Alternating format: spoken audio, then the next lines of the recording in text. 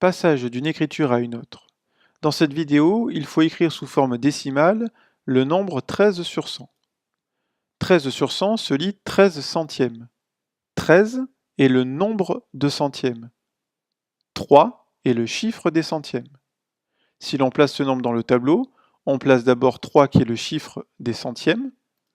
De cette manière-là, 1 est le chiffre des dixièmes. Attention ici, le chiffre des unités est donc le 0. Ainsi, le nombre 13 sur 100 s'écrit 0,13 sous forme décimale. Voyons voir sur un autre exemple. Il s'agit ici d'écrire sous forme décimale le nombre 672 sur 10. 672 sur 10 se lit 672 dixièmes. 672 est le nombre de dixièmes. 2 est le chiffre des dixièmes. Plaçons ce nombre dans le tableau. Comme 2 est le chiffre des dixièmes, on commence par placer le 2 dans la colonne des dixièmes, puis placer les autres nombres de cette manière-là. Ainsi, 672 dixièmes est égal à 67,2 sous forme décimale. Voyons sur un autre exemple. Il s'agit d'écrire sous forme décimale le nombre 785 sur 100.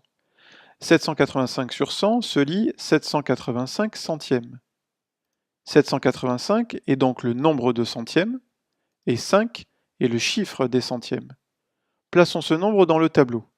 5 est le chiffre des centièmes, donc on place le 5 dans la colonne des centièmes, et on place les autres nombres vers la gauche. Ainsi, 785 centièmes est égal en forme décimale 7,85. Un dernier exemple, il s'agit maintenant d'écrire sous forme décimale le nombre 65 sur 1000. 65 sur 1000 se lit 65 millièmes. 65 est le nombre de millièmes, et 5 est le chiffre des millièmes.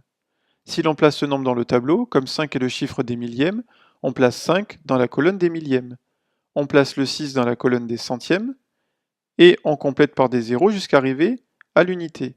Ici, le chiffre des dixièmes est 0, et le chiffre des unités est également 0. Donc 65 millièmes s'écrit sous forme décimale 0,065.